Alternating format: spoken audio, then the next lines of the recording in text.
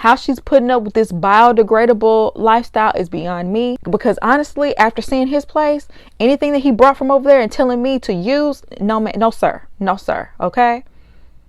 No, sir. I don't care if it is reusable. I'm not reusing anything that you used. Okay? Welcome to La Vida Rosa. I'm your host, Pinky, and today we're going to be talking about Married at First Sight. Like, comment, and subscribe. But without further ado, let's get into this video.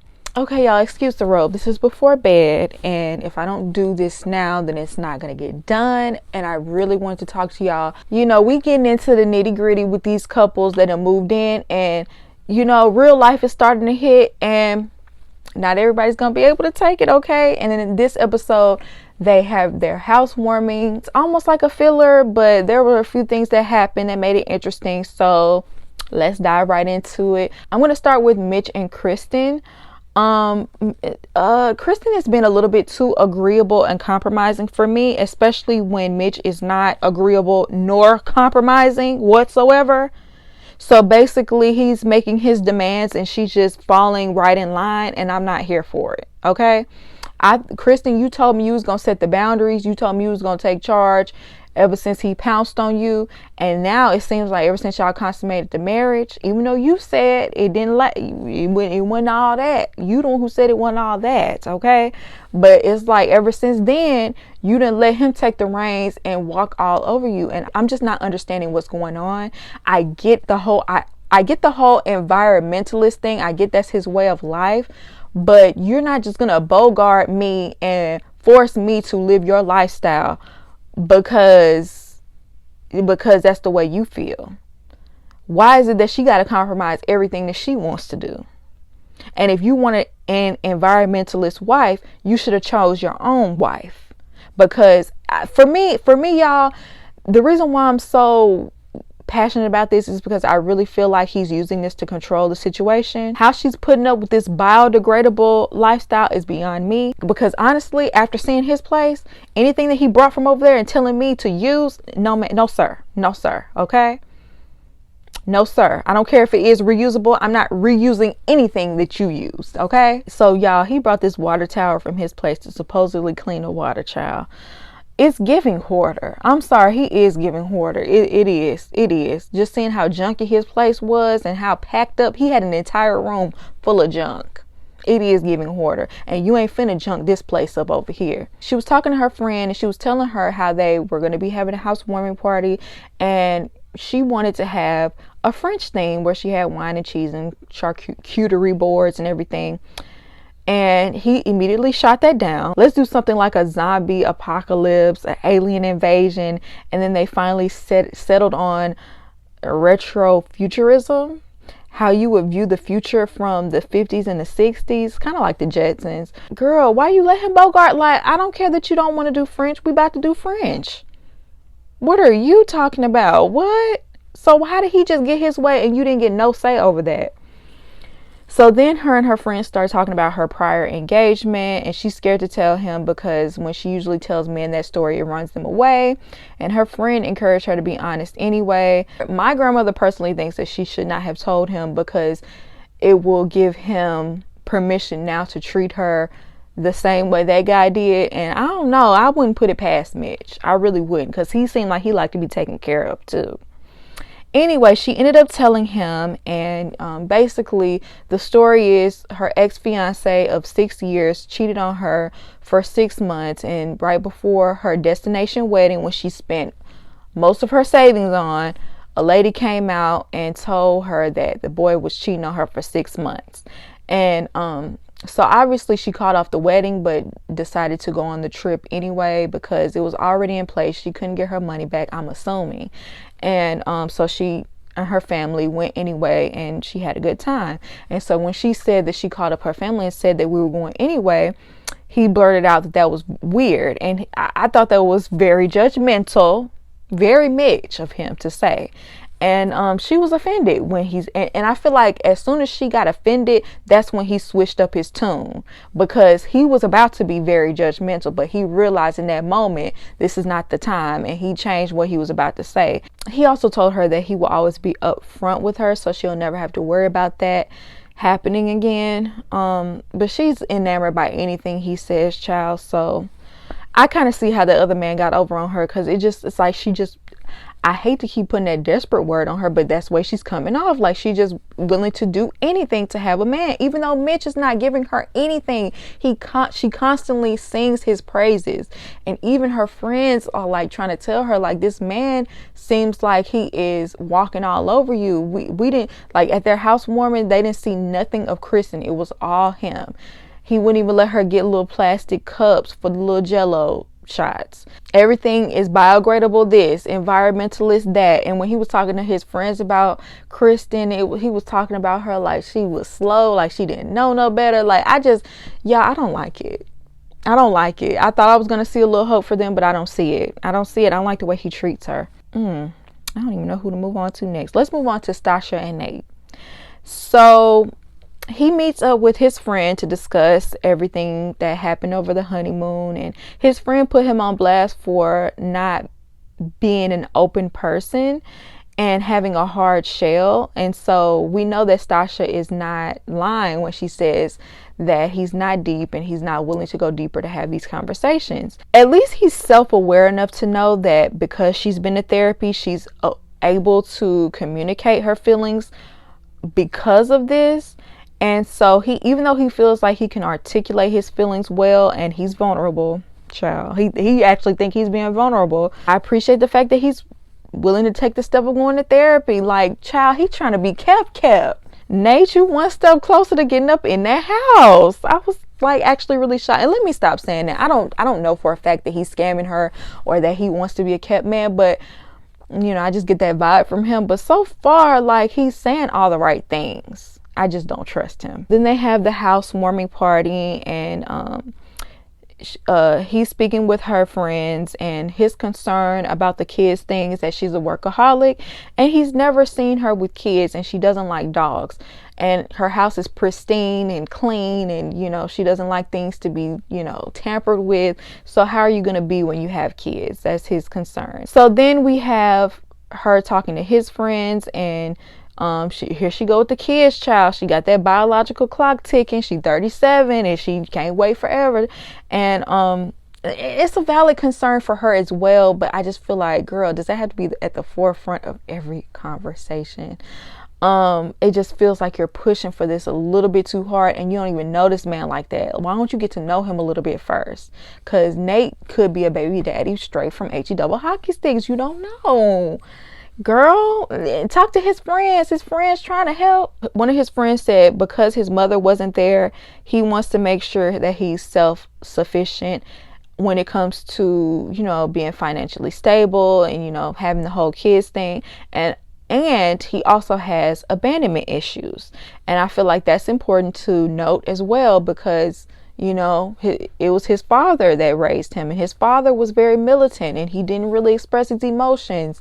And so he didn't really get that motherly love. And so, you know, that's why he's a tough nut to crack, on top of the fact that he's hesitant of having kids because, you know, he might look at you like, I don't know if you're going to dump this child on me. You know what I'm saying? He might be looking at it like that too, which is valid. So far, so good with their relationship, y'all. But next week, I'm just like, I'm kind of ready for next week with them, because they looking like they about to start confronting the issues for real. So next, let's move on to Ben and Morgan.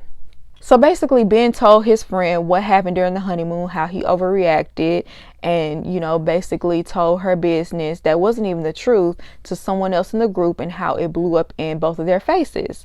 And I'm proud of Ben for at least not telling his friend what happened, at least not on camera. We don't know what he told him behind the scenes, child, but at least on camera, he didn't spill the beans once again. So it does look like he may be learning. But he feels like she's giving him mixed signals, because she obviously has a wall up and she's pulling away. She doesn't trust him, but she wants more physical affection at the same time. So he feels like he's getting mixed signals from her. And when she's talking on the phone with her friend, she told him that she felt a way about him being judgmental about her finances and familial issues.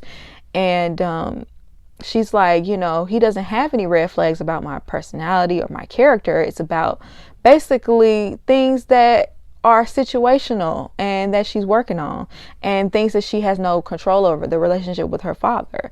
And so it caused her to close off, and her friend wants her to be fully honest with him and not hold back and sugarcoat things, because, you know, that can only be detrimental in this situation. I guess she took that to heart, child, because when they got to the party, she basically wanted him to tell the entire party what had happened on the honeymoon to cause them to basically not have the best time. And, you know, I kind of feel like she was trying to embarrass him. Like, why do you want him to say that in front of everybody like that? I really do feel like she was just trying to embarrass him, because, you know, that's how she felt. She was embarrassed on the honeymoon. I just don't feel like, I didn't like the way she did that personally, because he is trying to make amends, and he said that he apologized. He's been apologizing, and he's bought her flowers, and he's, you know, randomly brought her favorite meal, and you know, her was it her sister or her friend?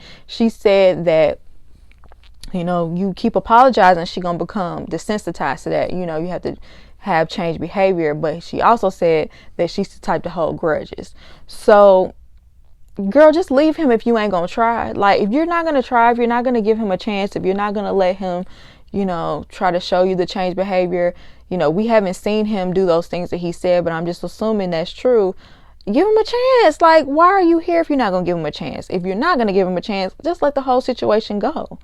She just tried to make him look bad, and it kind of backfired on her, because it made her look just petty for no reason. Like, if I was his friends, I would be like, girl, why you do that? Like, why you treat my friend like that? He said he's trying. Like, I don't know. Even though Ben has his quirks, and I do feel like in some ways he does come off as controlling, in this instance, I'm like, well, girl, why are you here? So let's move on to Miguel and Lindy. In the beginning of this episode, Miguel is like really gushing over her and singing her praises to his friend. The friend just sitting up there with the eyebrow up like, okay, we'll see how y'all do in 2 weeks. Like, because he's like, you just met her. Like, you know, you talking about how you know her so well, and y'all just met. So then they have the house party, and when she was talking with his friends, I love that one of his friends questioned how much she was laughing at his jokes. Because I noticed that last episode, I'm like, girl, why are you laughing at everything is so funny? That was annoying me so much. So I was so glad somebody called that out. The friend was like, Miguel, it's not that funny. But, you know, when you like somebody, you might laugh at everything they say, I guess. I was just like, girl, it was just funny that she called that out. The friend asked, well, what do y'all disagree on? And so she brought up the fact that they had been going back and forth over whether she's going to change her last name, and he wants her to change it ASAP. And she doesn't want to change it because, you know, she's connected to it. I forgot why, but she just, you know, she's a woman, and, you know, she's I don't know. She doesn't want to change it. And her thing is she wants to be on his health care. And he said that he won't do it unless she takes on his last name. And the friends was trying to explain to her that this is a crazy situation, and he must still have some doubts if he's not willing to put you on his health care. And maybe he's trying to, you know, make sure that this is going to be a committed long-term relationship. And she was hot about that, child. She was upset. She was mad. Okay. And so when it was just them one-on-one, she started cursing him out, child. Like, I mean, like I said, Mindy has this very sugary gumdrops, oh, right, I'm laughing at everything you say, side of her personality that seems very innocent and fun. But then she'll flip real quick when she get mad. And like, she was like cursing him out for real. I couldn't believe the way she was talking to him, especially with how much she tries to giggle and laugh at all of his jokes, and then she flips so easily. Like, when she doesn't get her way, that's the way it comes off. She's flipping because she didn't get her way about this health care, and I'm your wife, and if something effing happens to me, I'm just like I was blown away once again. Like, she has that other side of her that's really nasty. And so Miguel is literally in shock. Like, he was taken aback, child. I don't know why I don't have this part in my notes. I don't know if I accidentally deleted it, but I think at some point they came back together and she ended up apologizing for behaving that way. And I guess because she apologized, he felt comfortable enough to put her on his health care. I do think it's petty that he was like, well, I'm not going to put you on my health care if you don't take my last name. And I also think it's petty that she was like, you know, well, I'm not, you know, you're not even gonna give me your health care, so why should I take your last name? I'm just like, oh, this is so childish of both of y'all. But the way that she reacted to him saying no or even being hesitant about that bothered me. But he has things that bother me about him too. I just think neither one of them are ready to be married, and they definitely should not be together, period. Because I feel like with her attitude and the way that he, you know, he can poke sometimes, I feel like that's a bomb waiting to explode. So finally, let's talk about Justin and Alexis. So they end up having a huge blow up fight because, y'all, I was really confused about what happened. The way that it was explained on the episode is that Newton was throwing up blood. Oh my God. And she also said that he hadn't eaten in 2 days and that Justin had gave him some meds, but then he didn't tell her, and it's because he didn't feel the need to overshare. But then on after party, he said that it's not that the dog hadn't eaten at all, it's that he only ate half of what he normally eats.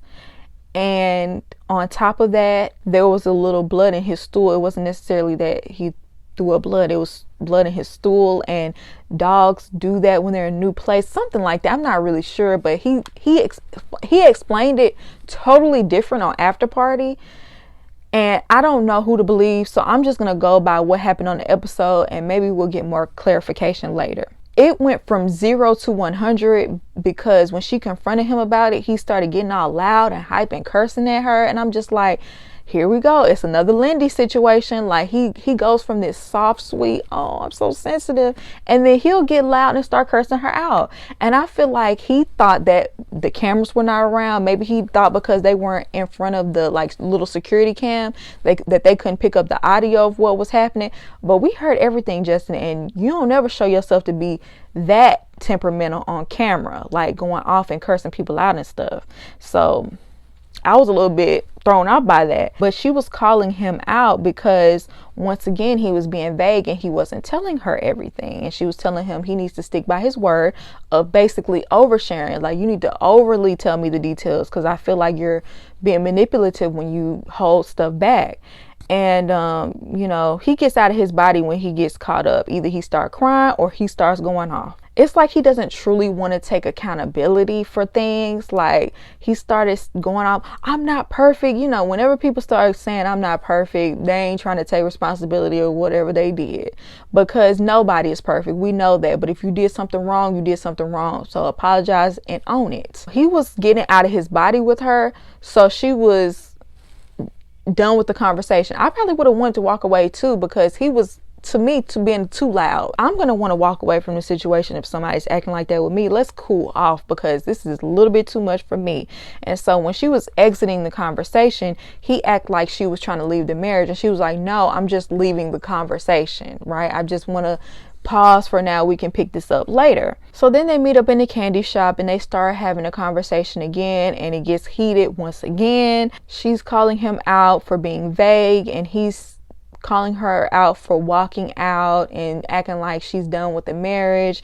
And he said that he thought he was being helpful in this situation, when that is not what she, you know, that's not what she asked you to do to be helpful. She asked you to tell her everything. What's not clicking, Justin?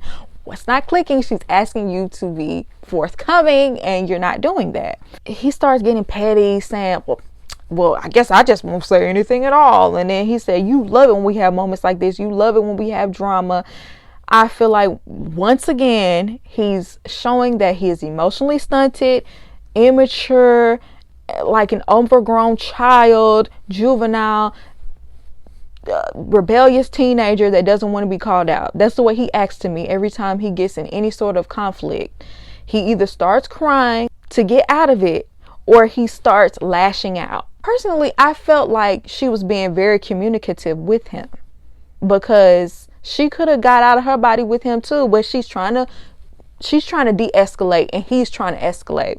And she even told him, look, I don't want to seem like I'm shutting down or like I'm running, but I can't deal with this hostility, because that's exactly what he was hostile. And she was just saying she's not in a good space with him. And so they decide, even though they weren't in a good place, they decided to still have their little 90s party or whatever. They were the only ones that dressed up. I thought that was hilarious. This is where I'm not on Alexis's side. So she told the entire room, like, I don't want to be fake. And there's nothing wrong with being real and telling them, you know, we're not, you know, we had an argument before this, so in case the energy is off, that's what it is. But no, she did the same thing that Morgan did, put him on blast. I feel like she was trying to embarrass him. Basically told the whole room that she felt like he was a liar and that he don't tell her everything. And, you know, not saying she didn't tell the whole story, but it's like this, you know, at least be nuanced and tell all of what happened and let him get his side out.